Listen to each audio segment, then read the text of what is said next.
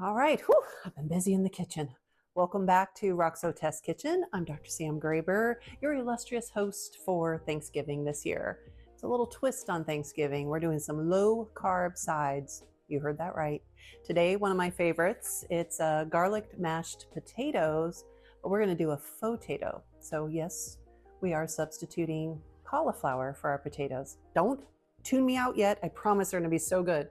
The key is the texture and the garlic and the butter and the cream cheese and maybe some sour cream. All right, I've already started because this is a long kind of prep period or prep process. I've already got the garlic pre-roasted, but then I'm going to show you how to do your own roasting of a full bulb of garlic. And then you can hear maybe some steaming going on in the background. That is our florets of cauliflower.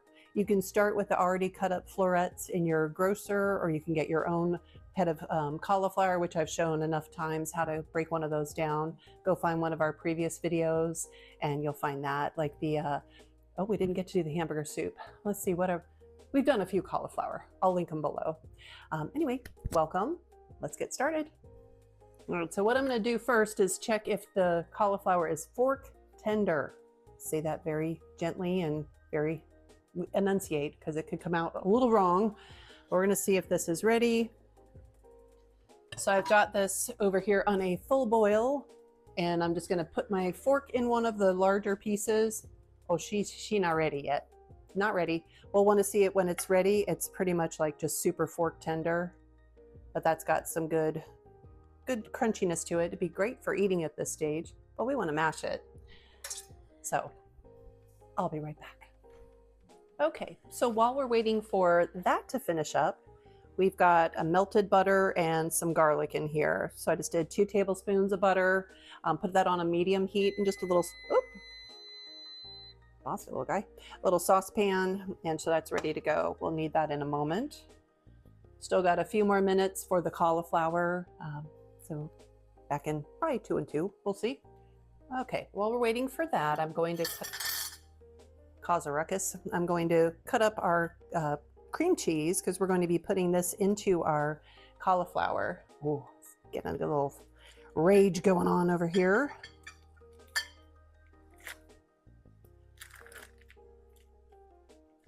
Okay, so we need 4 ounces of this, actually 2 ounces, 2 ounces. I am of the school that if 2 ounces is good, 3 ounces is better. So I'm going to say 2 to 3 ounces in the recipe here for y'all. But we're going to get those cut up so they are ready for us. Okay. Now be careful of this steam. It is very hot and you could absolutely burn yourself. Do not make the mistake of thinking this is like a fancy spa treatment, because it is too hot. Now later, once it's cooled down a bit, sure, have at it. Okay, still a bit more. You will not regret giving it more time to get really broken down, so that when we put it in this handy dandy contraption here, we can really get it nice smooth texture. That's the key to the garlic mashed fauxtato. Back in a moment. Come on, no whammies here. We are so darn close, y'all. This just shows one of the basic tenets of cooking is sometimes you don't know exactly how long something's going to take, so you want to give yourself enough time. And it is absolutely one of the ticks in the corner in the column of make ahead. And you can do that with your garlic mashed fauxtatoes. Make them a couple days ahead of time. Have them just, in your fridge, whether it be in an already ready to serve container, depending what kind of style you do for your Thanksgiving or whatever holiday, or your Friendsgiving. But you can cook that ahead of time and then just put it in a nice dish for when you're ready to serve. That way you don't have to be worrying about on the day of cooking or on the day of your celebration, trying to get all the timing down. Because I don't know about you, but for me, the timing is the hardest part of cooking. So the further ahead I can make things, the better. Darn close. Okay, so now for the fun part, and be careful. Okay, let me double check. Yeah. So I always try to test just very gently. I've got my area set for what I'm going to bring my hot pot to. So we're going to pull these. Okay. Put it right in the center there. Take our top off. Ooh, now once we do that, we can get a nice little steam facial. Okay, so I want to give that a few moments till that steam really calms down. And then I'll show you how we can lift these up and be ready to drain them nicely. Okay, so that steam's come down just a bit. So what I'm gonna do is you lift this up and out, and the water is in the area behind underneath, just in case you've never used one of these. And I don't mean to oversimplify something if you've done it a million times. But it's basically a steamer basket. You can use just a steamer, like they've got that little flower looking thing, the steamer basket that you could just put in the bottom of your pot, and then just have your water right up to the base of that so it steams. The water, all we did was water and salt, put that in there. We didn't use the good salt either because we're not going to use this for anything else. Use that crummy iodized salt. All right, so I'm going to let that go a bit. I'll take this guy off. The neat thing about this particular food processor is it has this to just scrape all the sides of the container, which is kind of handy, so you don't have to take it off and push everything down. I'm going to use this basket. You can use any kind of scooper that you would like. Put these guys in here. All right, get the majority of them in.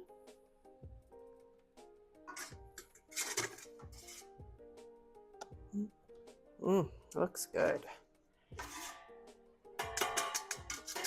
I don't want to waste any of this. This will be a deeply regretful moment later when I'm wishing for one more scoop of this. There we go.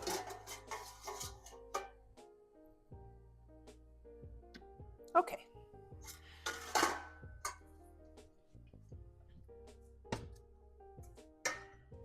All right, so we have our butter and garlic. Now this is just a good garlic that we have mashed up, that we've been using for quite some time, just made from a few garlic cloves. We're gonna place that in here.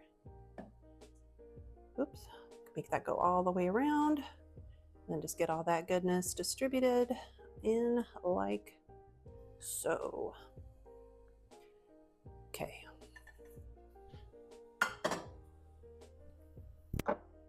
And then I'm gonna do 3 of the cream cheese because I like cream cheese.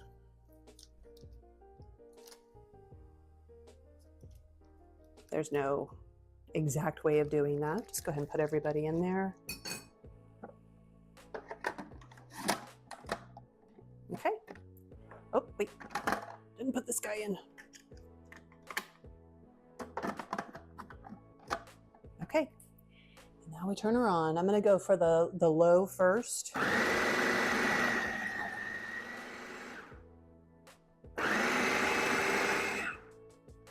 Now this thing doesn't want to stay, so I got to twist it back around.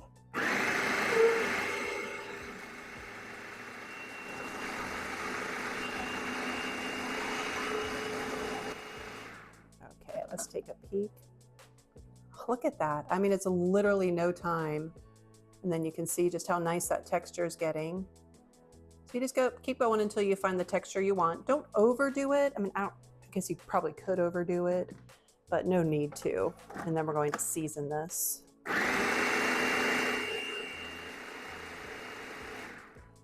Okay. So one fun thing I already did is I made some roasted garlic where I just cut the garlic bulb in half, which I'm going to demonstrate for you in a moment. But this is just sitting there. You can see how beautiful that is. Each of the little pieces of garlic come out. If you don't like yours kind of crispy, I don't know what's wrong with you, but if that's your case, just do it less time. No big deal. I love the crispy. So I'll show you that in just a moment. But otherwise, let's season this to taste. See how much salt. All right, we're gonna do a couple pinches of salt. And then a bit of pepper.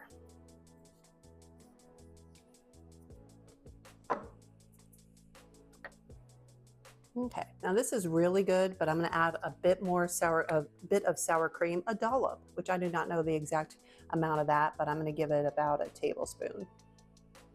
There we go. Let's mix that up one more time. Oh, and pepper. I like to do the pepper into the top so I can kind of get an idea. We'll go around these three. And she is ready to roll. So you can see how super simple this is, especially once it's cooked. All right.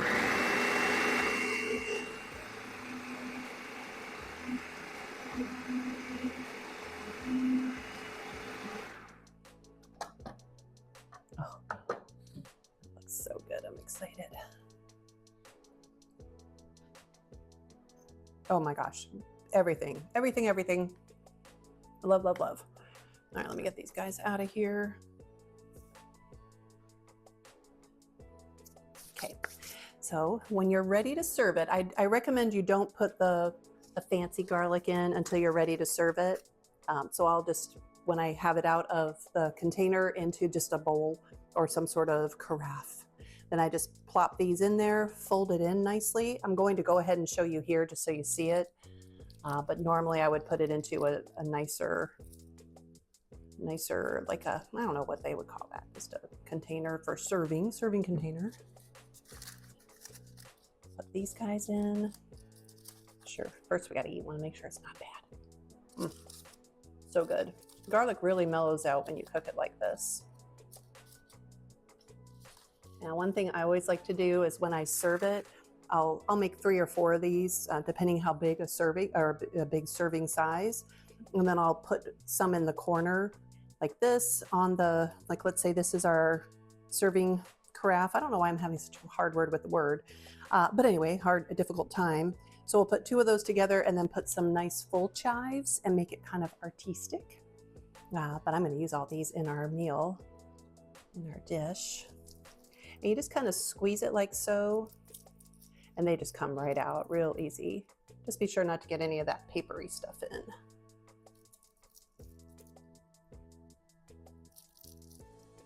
Now, if you are garlic adverse, you probably just want to leave this part out because it's a whole lot of garlic, but I will tell you, everybody every year says, oh my gosh, those garlic mashed potatoes.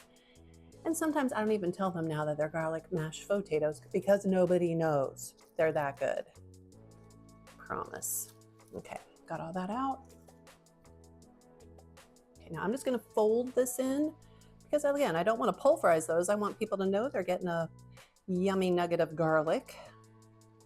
So there we go. And serve this up. Take a test. All right, so here we go. Make sure I get a good hunk of that garlic. And we want to put some chives because they're pretty.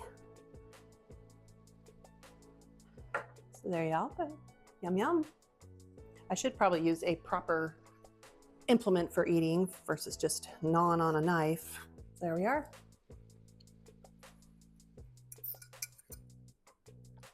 I mean, it is really good.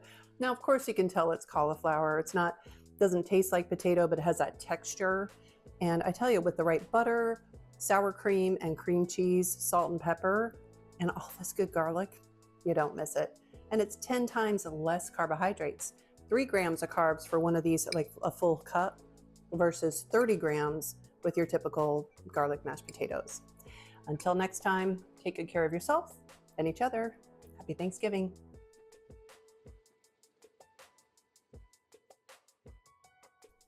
All right, so now as an extra tutorial, I'm going to show you how to roast your own garlic bulbs. Take a good bulb, kind of the bigger the better, honestly, and one with a little bit of a flat side is good for this exact reason. We're cutting. So I want to get it about halfway through, and I just kind of gently work my way around the perimeter, trying to make it a good halfway between the two. And come in here, find that flat spot.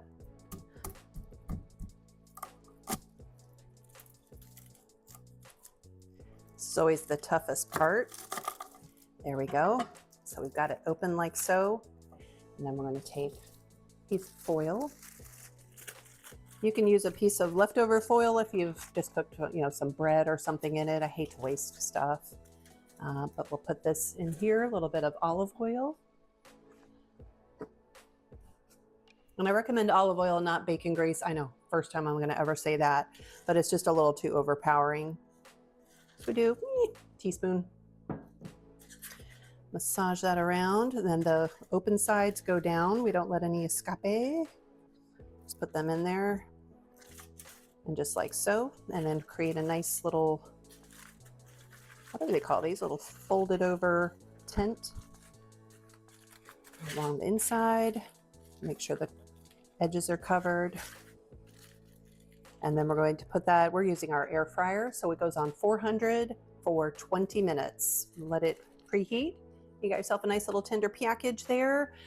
As you're pulling that out, remember, just like with our cauliflower, it's going to be very, very, very hot. So use one of these, pull it out, let it sit for a while, and then as you open, be sure your face isn't right over it. All right. Thank you. I hope you enjoy. If you have any suggestions on making garlic mashed fauxtatoes, send them my way in the comments. Bye for now. All right, so while you're waiting for your cauliflower to boil and get broken down and steamed appropriately, do some squats, okay? I know you can't see me, but I'm doing them.